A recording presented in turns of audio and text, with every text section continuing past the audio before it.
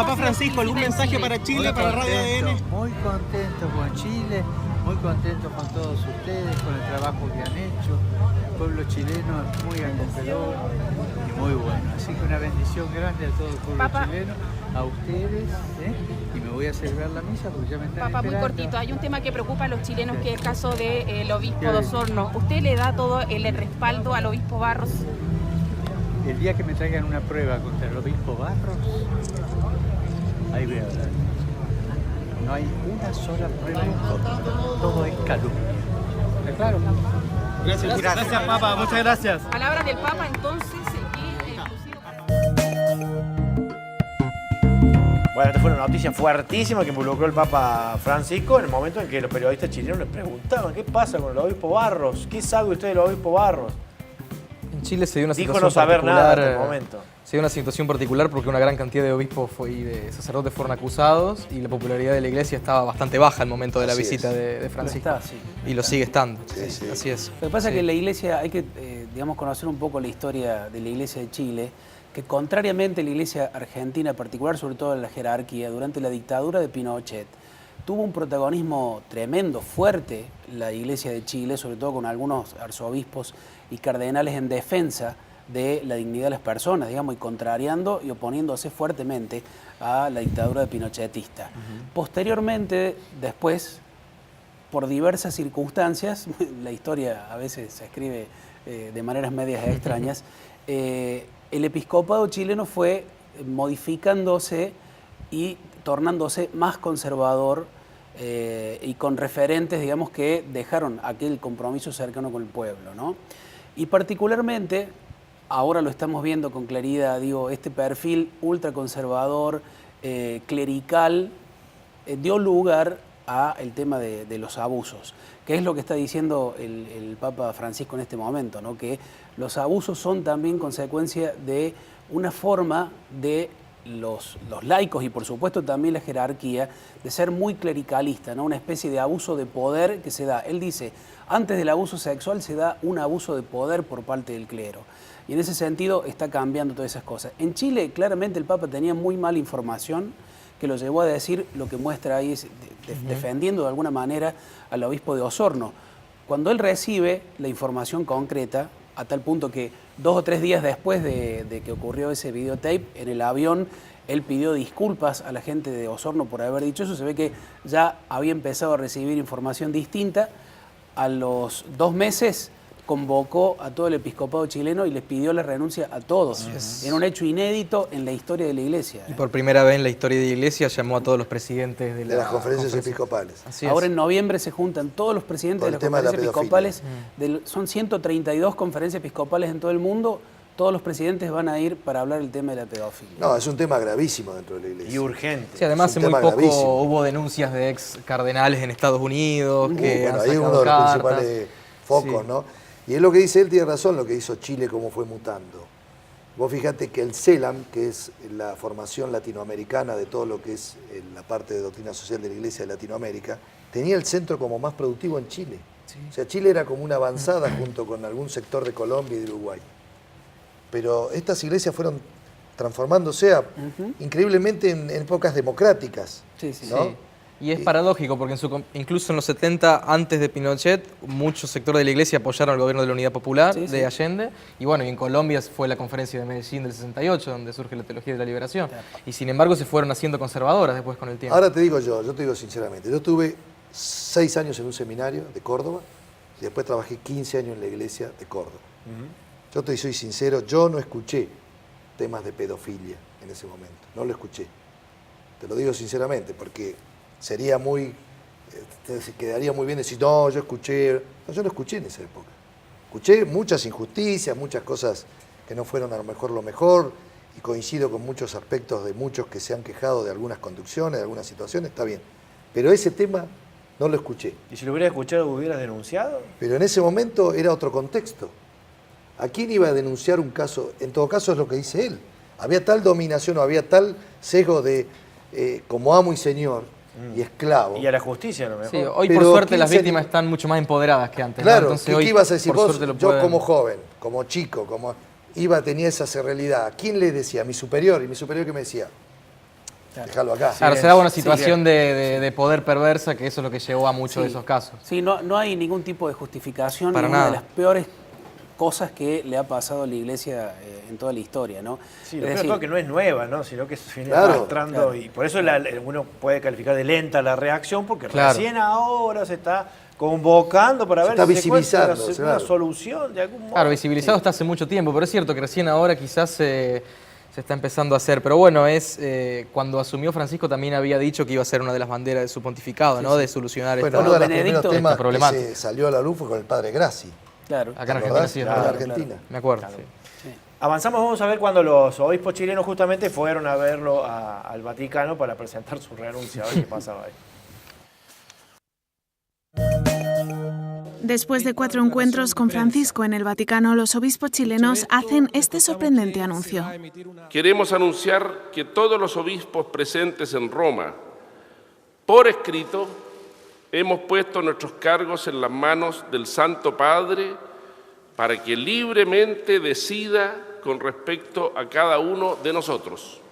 Ahora es el Papa quien deberá decidir si acepta esta renuncia en bloque de forma particular o toma otras medidas. Los obispos han leído un escueto comunicado en el que también han pedido perdón. Queremos pedir perdón por el dolor causado a las víctimas, al Papa, al pueblo de Dios y al país, por nuestros graves errores y omisiones.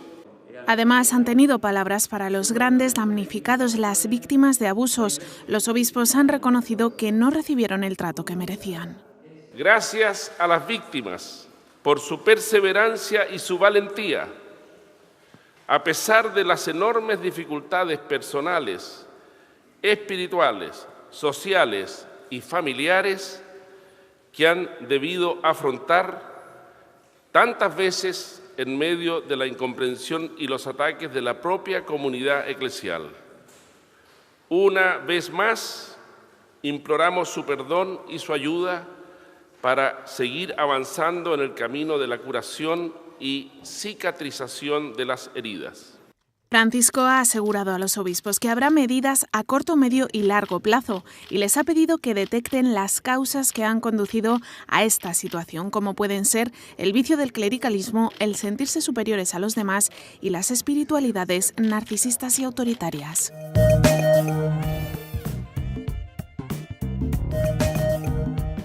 El Papa Francisco enumeró el domingo en una misa gigante en Dublín una larga lista de perdones por las víctimas de abusos cometidos por sacerdotes o instituciones religiosas en Irlanda y acusó a miembros de la jerarquía que guardaron silencio. Ninguno de nosotros puede dejar de conmoverse por las historias de menores que han sufrido abusos, indicó. Desde 2002, más de 14.500 personas declararon haber sido víctimas de abusos sexuales cometidos por sacerdotes en Irlanda. Además, varias investigaciones revelaron prácticas de adopciones ilegales de niños de madres solteras que realizó el Estado irlandés con complicidad de la Iglesia. El sábado, Francisco se reunió con 8 víctimas irlandesas de abusos.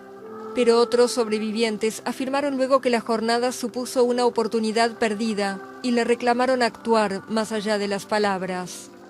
El propio pontífice fue acusado el sábado en una carta por Carlo María Vigano, arzobispo y ex embajador del Vaticano en Washington, de haber anulado las sanciones contra un cardenal estadounidense acusado de abusos.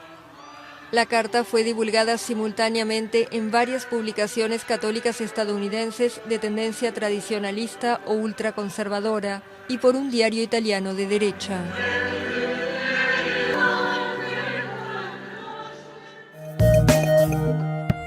Bueno, y ahí fuimos a parar a Irlanda y también otra situación de suma tensión donde se hace presente y emite palabras durísimas, ¿no?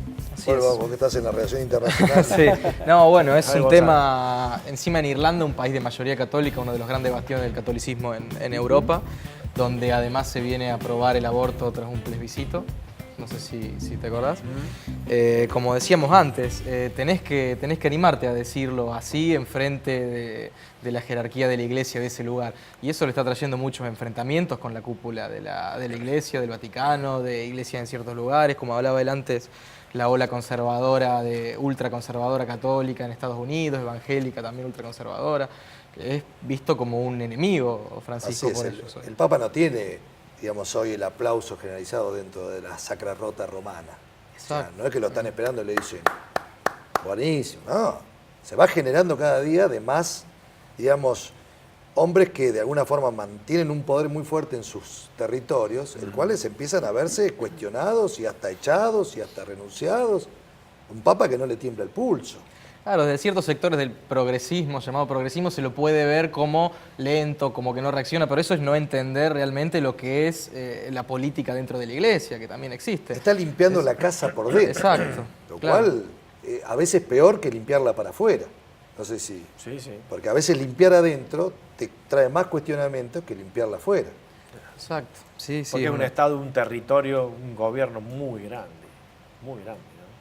Sí, el Vaticano geográficamente en realidad es chiquito comparado con el mundo, pero claro, en el mundo hay miles de millones de personas que supuestamente tienen que responder a esta vocación de que el poder justamente tiene que ser para servir y no para hacer todo lo contrario, ¿no? Que es presionar a los demás, someterlos. Bueno, en ese sentido, Bergoglio durante toda su vida ejerció el poder de esa manera sirviendo, aunque a veces no lo decía y por eso no se lo veía, ¿no? ¿Cuál es el futuro de Bergoglio? Tenemos 3 minutitos para cerrar, quiero que hagamos la conclusión de esta forma. Y para mí el futuro de él es tratar de transformar la iglesia hacia adentro, rompiendo, como decía muy bien, ciertos clericalismos, ciertas estructuras de poder anacrónicas, tratar de recuperar el místico momento que tienen las personas frente al encuentro con Dios, recuperar esa fe popular, esos movimientos populares que realmente adhieren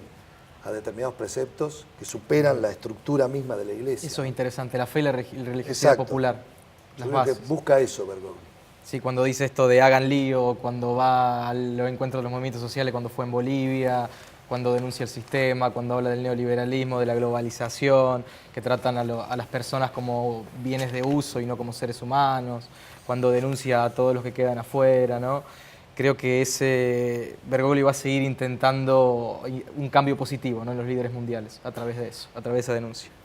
Yo digo que Bergoglio en estos 5 años ya ha cambiado a la iglesia de alguna manera que no puede volver atrás. Posiblemente, si lo sigue un papa más conservador, posiblemente se retomen algunas malas cuestiones, pero... Porque puede suceder eso también. Sí, por supuesto. Digo, cuando hay una acción suele haber una reacción. En claro. la política siempre pasa, digo, en la política de los países pasa. Pero digo, hoy por hoy, en cuanto a la forma, a la configuración que tiene la iglesia para llevar adelante su principal objetivo, que es expandir el evangelio, de alguna manera el evangelio de Jesús, Bergoglio ha tomado un camino que no va a ser fácil volverlo para atrás, que es a través del nombramiento de obispos que son pastores con olor a oveja, digamos, que no son más de las principales familias de los lugares, que no representan el poder político de turno, sino que son pastores jugados con la gente, ¿no? Que tienen allí su pastoral, digamos, que quieren llevarle esperanza a los pobres, a los afligidos. Eso no lo va a poder cambiar fácilmente quien lo siga, y en ese sentido creo que ha sido una bendición para el mundo. Así es. Bergoglio. Ahora, qué poder solitario, ¿no? Qué poder solitario. Porque como él decía, cuando él se encuentra con Dios, está solo. ¿Quién lo acompaña? Sí, un pueblo de Dios, pero en realidad está a merced de todos los que de alguna forma quieren o castigarlo o sacarlo.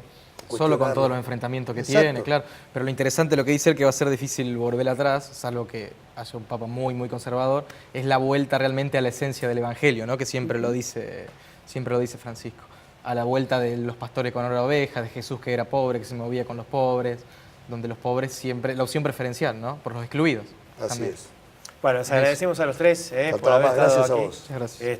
Tenemos los libros también para leerlos, abrir mundos nuevos a través de los libros también es una espectacular opción, sobre todo con un personaje tan completo como Jorge Mario Bergoglio. Muchísimas gracias. A vos. Gracias, Hernán. Señores, nos tenemos que despedir. Nos encontramos mañana a las 21 en Debates aquí por Canal U. Muchas gracias.